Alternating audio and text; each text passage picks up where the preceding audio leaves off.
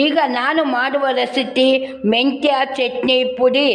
ಬೇಕಾಗಿರೋ ಸಾಮಗ್ರಿಗಳು: ಬ್ಯಾಡಗಿ ಮೆಣಸಿನ್ಕಾಯಿ, ಕರ್ಬೇವಿನ ಸೊಪ್ಪು, ಕೊಬ್ಬರಿ, ಮೆಂತ್ಯ, ಬೆಲ್ಲ, ಉದ್ದಿನಬೇಳೆ, ಕಡಲೆಬೇಳೆ, ಹುಣಸೆಹಣ್ಣು, ರುಚಿಗೆ ತಕ್ಕಷ್ಟು ಉಪ್ಪು.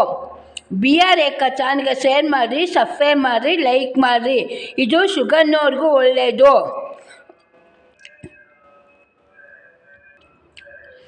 ಮೆಂತ್ಯ, ಕಡಲೆಬೇಳೆ, ಉದ್ದಿನಬೇಳೆ, ಮೆಣಸಿನ್ಕಾಯಿ, ಹುಣಸೆಹಣ್ಣು, ಕರ್ಬೇವಿನ ಸೊಪ್ಪು, ಕೊಬ್ಬರಿ ಎಲ್ಲ ಹುರಿಯಬೇಕು.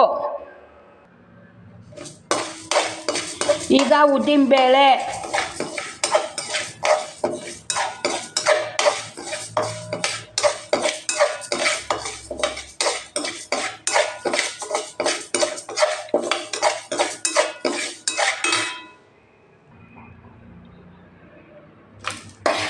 ಕಡಲೆಬೇಳೆ,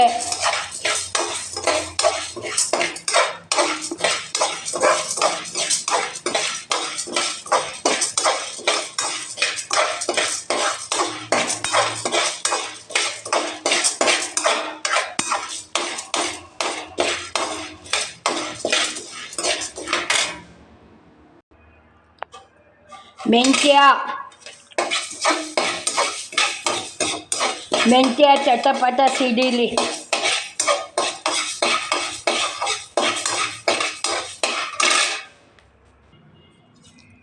ಮೆಣಸಿನ್ಕಾಯಿ,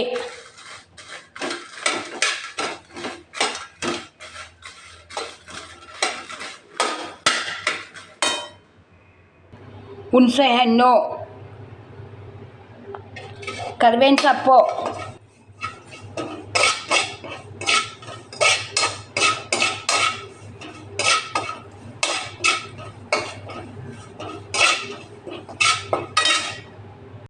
ಕೊಬ್ಬರಿ,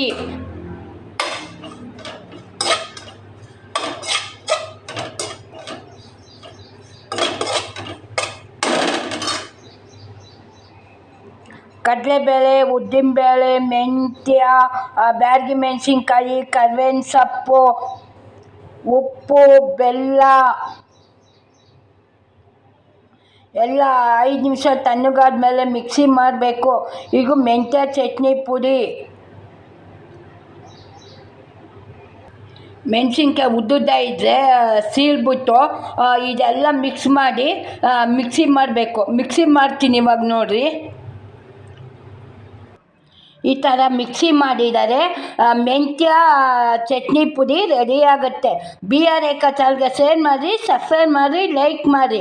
ಇನ್ನೊಂದು ವೀಡಿಯೋಗೆ ಮತ್ತೆ ಬರ್ತೀನಿ. Thank you.